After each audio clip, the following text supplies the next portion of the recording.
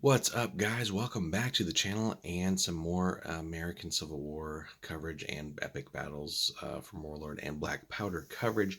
We got the big old box set, the two-player starter one here for you. So this box is massive, just a beast of a box here. So Warlord has definitely put out an awesome starter set here. So for something like 130, you get, I believe it's like 1,500 miniatures or something just ridiculous like that. So we're gonna get this thing cracked open for you guys and take a dive layer through this beast of a box. So we'll be right back.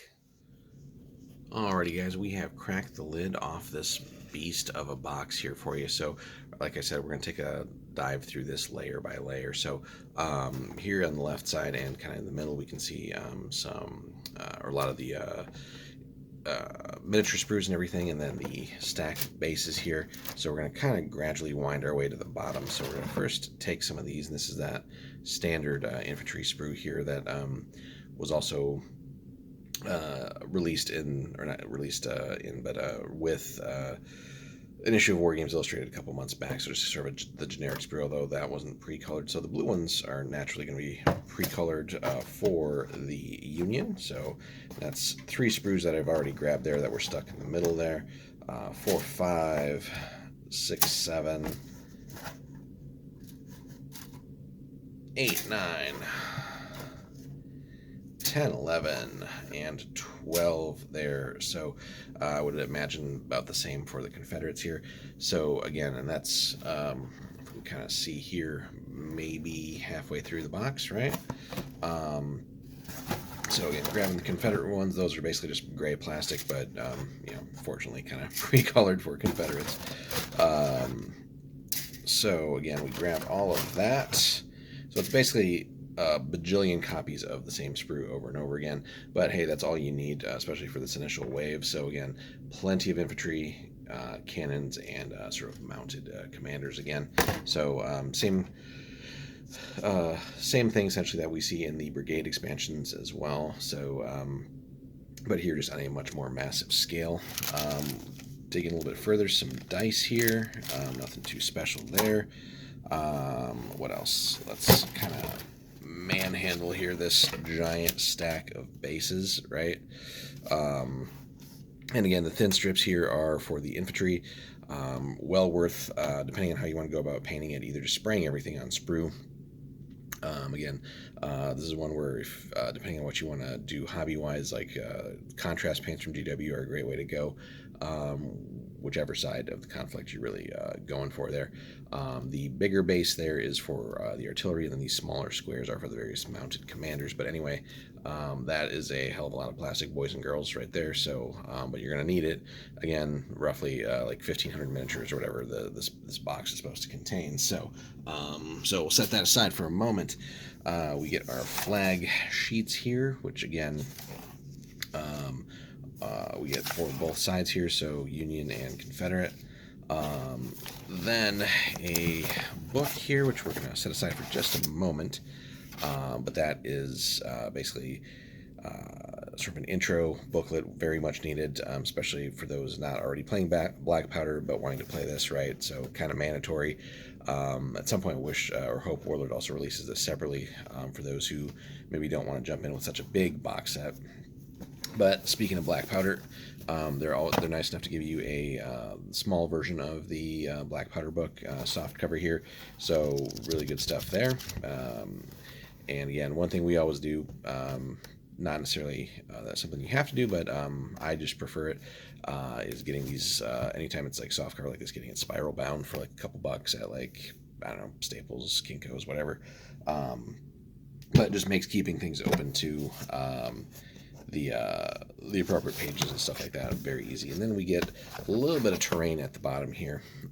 So Sarissa, of course, very well known in the terrain hobby community, MDF community, always good stuff there. So never an issue, or just just never any issues. Keep it simple from Sarissa there. So they always put out good stuff. So again, this is at basically gaming at like 15 mil here, so that's why you're going to see smaller terrain.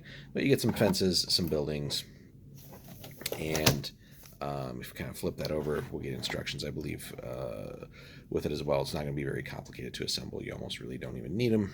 You should be able to figure things out here. But you know, everything that we need on that side there. So really should not be an issue with assembly there. And that is basically everything in the box. We're going to get that out of the way here and actually take a peek at the rear of this for you guys, just to really show you again what this will ultimately help you build. So so none of the hills, of course, pictured, but you know, you get that little farmhouse there, the fencing, so quite a bit of that. And again, with this small scale, it's pretty easy to pick up and get a lot of that stuff built. As far as the terrain goes, not going to be very complicated kits or anything like that, and you know, worth easily just investing a little bit of extra money into having a decent selection of that, just so you can kind of vary your battlefields a little bit. Any existing hills you have are probably going to be pretty good, although you probably want to create some smaller ones just to sort of not have almost like mountains compared to the miniatures or anything like that. But if we take a peek at the back again for you guys, then we'll kind of go through some things more slowly here. But again, we have the dice, the fences, the Dutch-style barn, the flag sheets, the supplemental booklet. Again, very handy and useful that Warlord included that. I would say, you know, mandatory really, just to get people into the game. Not everybody has played Black Powder, so if you kind of left it up to the players without any kind of guide, it'd be a little bit rough getting started. But you know, always good to have that. So we'll take a look at that in just a bit here, see what that's all about. Again, we're not going to really review the rule book here. That's a separate thing. As far as just Black Powder as a whole, but you know, we reviewed the Waterloo starter recently, so check that out, guys. But yeah, Black Powder basically covers 1700 to 1900 with a focus on some of the expansions, of course, on certain time periods and battles within that. Obviously, here we're dealing with Civil War, so more towards the end of this period. As we get into the actual modern period here, all the bases for the figures, Confederate and Union Army, basically, so 12 regiments apiece, 12 cannon, and 12 mounted commanders. So again, tons and tons of minis. That being said, because it's basically the same sprue, if you were just wanting to start the game by yourself, you would have one giant ass army here. You know, really 24 of everything basically. So you could go that route, I believe. I haven't really inspected the miniatures close enough to see if really, you know, if you painted them all up blue or painted them all up gray for Confederates, I don't think anyone would really spot any particular differences here. Obviously, you just got to make sure you put the flags and stuff in with the correct things. But anyway, yeah, just a fantastic, massive set, and really, actually, I kept saying 1,500 miniatures earlier. Pardon that, 2,500 miniatures. So I stand corrected. But yeah, just absolutely massive. Hopefully, we get more things like this down the road if this epic scale does prove to be a hit, and really, judging so far from the reactions to it, I think it will be, as long as Warlord keeps supporting it. There's already 2 other waves in the pipeline, so that's promising and good to see.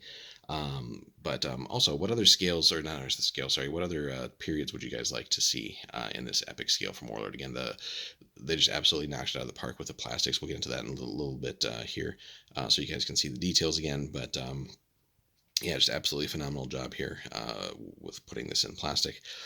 Personally, I think it'd be nice to see like American Revolutionary War, but other than that, some of the other time periods, so like I think Pike and Shot would be really fun to have in this scale, especially like 30 Years' War or something like that. That'd be, I think, fantastic, and really gets more eyes on that time period. But of course, Ancients would be fun too. Hail Caesar, and just some of the different time periods there, I think would be a hell of a lot of fun. So anyway, so we'll get this out of the way. Again, real quick, so we get one of these terrain bits here. As you guys saw sort of towards the beginning of the video, there was a fair bit of empty space still in the box, so I think it would have been nice to find some ways to maybe fill that with other things.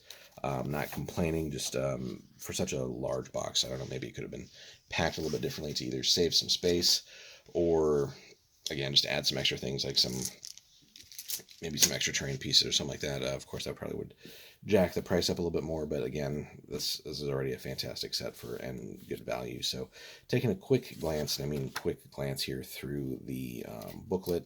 Let's rearrange some of these sprues here just so we have some more space here. So, alrighty. So, American Civil War. Another kind of thing that's ultimately needed too is well advised to pick up is the Glory Hallelujah book as an expansion. Warning though for those just getting into this, play some games with just this first before you go full in on that. We've got the Glory Hallelujah book, and we'll be reviewing that for you guys soon. But it's a very dense expansion, so you might be overwhelmed if you're like brand new to the game and brand new to the scale and all that. It's like I said, it's a lot of reading. Pretty thick book as an expansion goes. But anyway, so far, again, generally Warlord starts off with some basically background history and things like that. Kind of initiate you into the war during this time period and sort of lead up to that, causes and all that fun stuff. And then onto the rules. Basically some basic stats here, terrain. Again, we'll be covering this in more detail in separate videos for you guys, just to help you guys get started with that. So again, we're not going to dwell too long on anything right here, but weapon ranges, different types of weapons, some of the famous generals, named generals, so Union and Confederates, more stats for the different regiments and stuff here. So and then some actual battles to recreate, which is pretty cool too, because and they're also fortunate enough or nice enough to give you what forces you need to pick out of your box to get that started. So several different scenarios here to again get you guys going, and kind of terrain suggestions, map suggestions, and all that stuff too. So again, as we kind of progress through the war here, and of course you can create your own. But leading up to something like Gettysburg, of course, probably sort of the zenith of this particular conflict as far as historical purposes go, but also battle-wise, just recreating something like that. But there's so many things that really you could game in this scale. So yeah, just running you through, what do we get here? 5 scenarios total, which is pretty good for this little starter booklet. Again, it's only like 25 pages. For those who want to really dive deep into this, of course, Osprey makes all kinds of other things. As far as background books, even I think some of their own rule supplements and all that. But again, really good way to get started is with that. Then, again, just kind of pulling in here, some of our sprues, just to, again, as a comparison for you guys. So, one each here, and basically the same thing. So, again, Warlord has done a phenomenal job. So, again, we've shown these off in our other videos on the brigades, but well worth looking at again. So again, if you want to do just a quick dirty paint job, you can get a lot of this stuff assembled super easy and pretty much onto the tabletop in like 3-color minimum kind of deal. But the detail is really there, guys, if you do want to put that extra work in. So faces are actually individualized. They're not just little blobs without any kind of features. So you got like facial hair on all these guys, beards, mustaches, etc. And on the backside here too, got all their kit and everything else. So absolutely phenomenal job here from Warlord. Again, mounted commander to the cannon. So assembly is going to be pretty simple. Everything's basically push fit too, except for the cannon, which again really will take all of like a minute to assemble. Painting wise, you got a couple different strategies again that you can go with. So might be worth priming everything on the sprue, getting like the initial details there, and then gluing them onto the base afterwards if you want to go that route, or just initially snap fit them into the base. So again, many different options there.